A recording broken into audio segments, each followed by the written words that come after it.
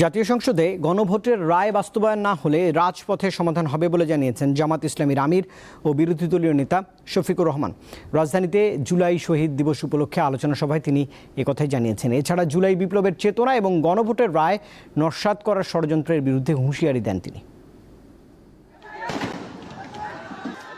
জুলাই আন্দোলনে ২০২৪ সালে পুলিশের গুলিতে রংপুরে প্রথম নিহত হয় শিক্ষার্থী আবু সাইদ। এরপর থেকে দিনটি জুলাই শহীদ দিবস হিসেবে পালন করা হচ্ছে। এ উপলক্ষে সকালে রাজধানীতে আলোচনা সভার আয়োজন করে জামায়াতে ইসলামীর ঢাকা মহানগর দক্ষিণ শাখা।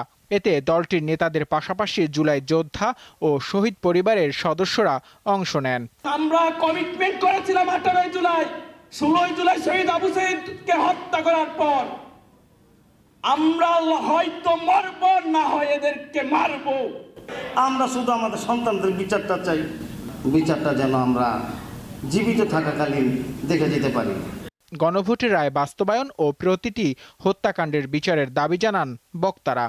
যেই জমিনে শহীদদের রক্ত পড়েছে সেই জমিনে ইনসাফ বিজয়ী হবে ইনশাআল্লাহ। হয় পরিবর্তন হবে, অন্যথায় আবার জনগণ নেমে এই সরকারকেই বরং পরিবর্তন করে ফেলবে।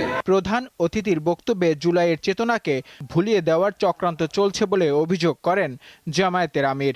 বলেন, গণভোটের রায় সংসদে বাস্তবায়ন না হলে রাজপথে সমাধান হবে। সংবিধান সংশোধন কমিটি নামে কোনো কমিটি কোনো বিধিতে কোনো সংবিধানে আছে কিনা, যদি না থাকে তো এটা কেন? এটা হচ্ছে জুলাইকে ভুলিয়ে দেওয়া, এটা হচ্ছে গণভোটকে ভুলিয়ে দেওয়া।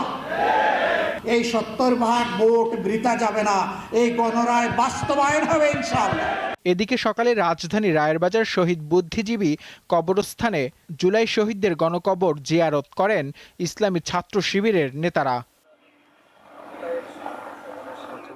নূর আলম, দীপ্ত সংবাদ, ঢাকা।